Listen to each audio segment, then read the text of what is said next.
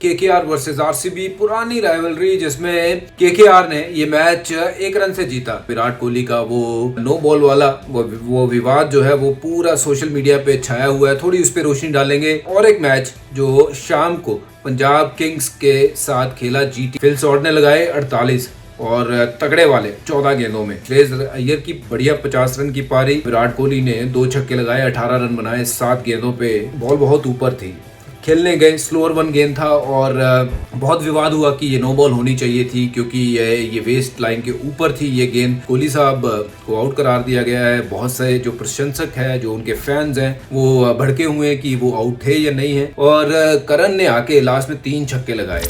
Super Sunday था और super Sunday में 2 मुकाबले तगड़े वाले, केकेआर वर्सेस आरसीबी, पुरानी राइवलरी जिसमें केकेआर ने ये मैच 1 रन से जीता और इसमें बहुत कुछ घटा। विराट कोहली का वो नो बॉल वाला वो विवाद जो है वो पूरा सोशल मीडिया पे छाया हुआ है, थोड़ी उस पर रोशनी डालेंगे।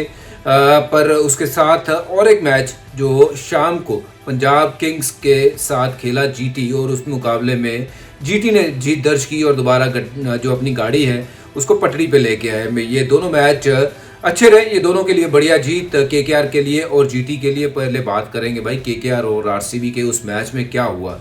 उस मैच में देखिए टॉस तो जीता फैफ डु प्लेसिस ने, उन्होंने कहा हम आपको आमंत्रित करते हैं कि आप आइए बल्लेबाजी करिए, देखते हैं भाई क्या करते हो आप।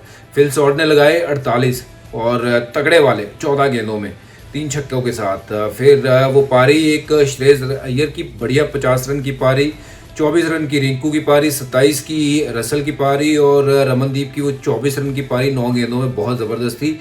ये चलते रन बन गए 222 रन। इस स्लगिश पे जो थोड़ी सी धीमी थी उस पर बहुत ज़्यादा थे, बट भाई दाद देनी होगी आरसीबी की। जब बल्लेबाजी करने आए तो उन्होंने वो इंटेंट दिखाया। विराट कोहली ने 2 छक्के लगाए, 18 रन बनाए 7 गेंदों पे।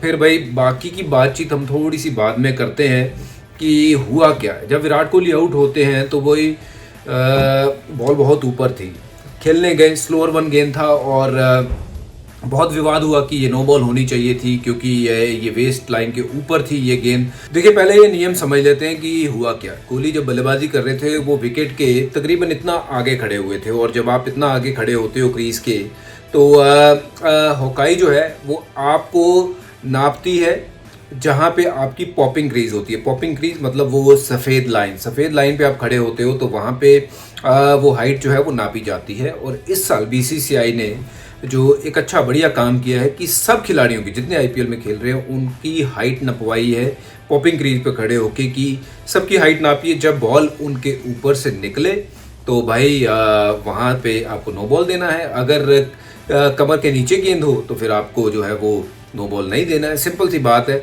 और वहीं पे हमने देखना है कि अगर क्रीज के अंदर होते तो 0.92 मीटर के आसपास रहती वो गेंद, बट कोहली की जो कमर की ऊंचाई है ना वो है 1.04 जो बीसीसीआई ने मपवाई है। और जिसके रूल के तहत जब वो क्रीज के बाहर थे तब नेकेड आई में जब हमने पहली बार वो देखा तो लगा आउट है, और क्योंकि वो काफ़ी ऊपर लग रही थी। बट ये ना भूलिए कि वो बहुत आगे खड़े थे, बट वो उसकी अभी देखिए वो बॉल ने डिप होना था क्योंकि ये स्लोअर 1 थी, धीरे किया हुआ गेंद था, और धीरे किया हुआ गेंद हमेशा डिप करता है। यही अगर तेज गेंद किया होता ना तो ये शायद उस नपाई के ऊपर से निकल जाती और नो बॉल ही होती। मैंने भी कमेंट्री करते हुए ये बोला था कि हाँ भाई ये नो बॉल है, ये नॉट आउट है। पर जब हमने उस दृश्य को बार बार देखा तो और 2-4 अंपायरों से बात करी तो ये समझ में आया कि ये रूल एक्चुअली है क्या। देखिए आज की डेट में ये रूल तो जो है वो बिल्कुल रूल के मुताबिक उनको आउट करार दिया गया है। नवजोत सिंह सिद्धू जी ने भी कहा कि भाई इस रूल को जो है वो चेंज किया जाना चाहिए। देखिए जब चेंज होगा रूल तो ये नॉट आउट माने जाएंगे, बट आज रूल के मुताबिक कोहली साहब को आउट करार दिया गया है। बहुत से जो प्रशंसक हैं, जो उनके फैंस हैं, वो भड़के हुए हैं कि वो आउट थे या नहीं है। बट रूल तो यही कहता है कि भाई बॉल जो है वो नीचे जा रही थी। हॉकाई देखिए हर बार सही नहीं होती, मैं हमेशा कहता हूँ कि बॉल टचिंग या फिर पूरी विकेट उड़ाए। एलबीडब्ल्यू तो एलबीडब्ल्यू होता है ना, तो बहुत बार हॉकाई भी गलती करती है। बट इसमें क्योंकि बॉल बहुत धीरे थी, मुझे लगता है कि सीधे जाने की बजाय बॉल थोड़ी सी और डिप करती। हाँ, इसके ऊपर विवाद जो है वो छिड़ा रहेगा, बट मेरी प्रतिक्रिया ये है कि मैं ये सोचता हूँ कि बॉल थोड़ा सा नीचे गिरता, अगर वो क्रीज में रहते तो वो हाइट उनके जो वेस्ट लाइन से नीचे आ जाती और तकरीबन अगर नीचे नहीं आती तो उस लाइन पे रहती जहाँ पे वो लीगल डिलीवरी शायद मानी जाती। तो उस हिसाब से उनको आउट दे दिया गया। But to all the fans of cricket, Virat Kohli या फिर जितने कलकत्ता को सपोर्ट कर रहे थे वो तो बड़े खुश थे कि भाई चलो कोहली आउट हो गए, खतरा टल गया। पर सबको ये कहना चाहूँगा भाई, स्पोर्ट्स में बहुत सारी चीज़ें होती हैं, चलता है ये सब। जो रूल है, रूल के मुताबिक जो है वो अंपायर ने डिसीजन लेना होता है और अंपायर हर बार जो है वो सही या गलत हम उनको साबित नहीं कर सकते हैं। जो हुआ इसको खैर जाने दीजिए। मैच तकड़ा हुआ, लास्ट तक ये मैच डटा रहा है। इसके अलावा मुझे लगता है इस मैच में जो दिनेश कार्तिक थे वो बहुत इंपॉर्टेंट खिलाड़ी थे, लास्ट तक वो खेलते रहे और करण ने आके लास्ट में 3 छक्के लगाए और वहीं एक मोमेंट था जहां दिनेश कार्तिक और करण बल्लेबाजी कर रहे थे। वहाँ दिनेश कार्तिक ने 2-3 सिंगल जो मिस किए ना, मुझे लगता है कि वो भी भारी पड़े। अगर वो सिंगल लिए होते उस समय तो शायद ये सिचुएशन ही ना आती, क्योंकि आप रन तो एक ही चाहिए था ना आपको मैच जीतने के लिए, आप 1 रन से पीछे रह गए।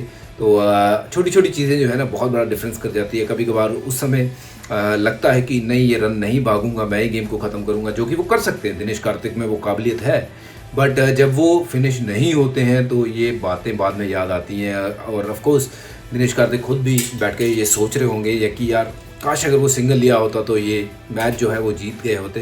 तो एनी हाउ ये मैच बड़ा अच्छा हुआ, क्रिकेट बहुत अच्छी हुई। हमें तो लग रहा था कि ये एक बार फिर सुपर ओवर होगा ये दोनों तगड़ी टीमों के बीच, पर वो हुआ नहीं। But in the end Starc जो है ना, उनका मीटर भाई बहुत तेज़ चल रहा है। वो कह रहे हैं कि मैं तो 50 दूंगा ही दूंगा, बाकी के बॉलर कितने भी थे।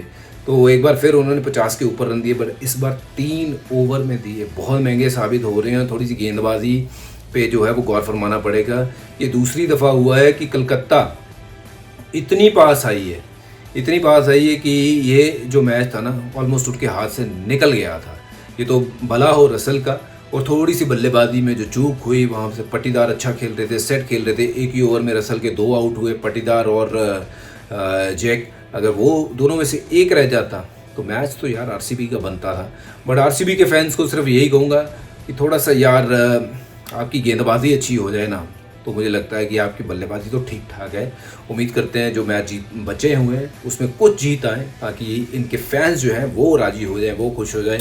तो आरसीबी वालों, अब जितने मैच बचे हैं उसमें से कुछ मैच जो है वो आप अपने फैंस के लिए ज़रूर जीतिए, क्योंकि ये जो फैंस हैं ना, ये ही आपको सबसे बढ़िया बनाते हैं और ये आपको जो सपोर्ट करते हैं, इनके लिए कुछ खेल जाओ, कुछ कर जाओ तो मज़ा आ जाएगा। इस सीज़न में थोड़ा सा रंग डाल दो। अब रंग में भंग डालने का समय आ गया है कि बाकियों का जो रंग है ना, जो जीत रहे हैं, अगर जिसको ये हराएंगे उनकी दशा जो है ना पॉइंट टेबल पे बदलेगी। तो आरसीबी को थोड़ा सा वो देखना है कि एक तो फैंस के लिए खेलें, दूसरा ये विराट कोहली का जो डिसीजन हुआ उसके बारे में जो सब ने प्रतिक्रिया रखी, वहाँ मैंने भी रखी।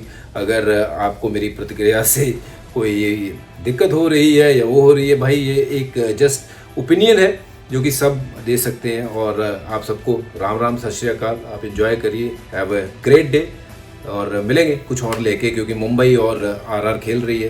तो उस मैच के बाद फिर मिलेंगे, कुछ और बात करेंगे। टिल देन सबको सलाम, सत श्री अकाल, नमस्कार।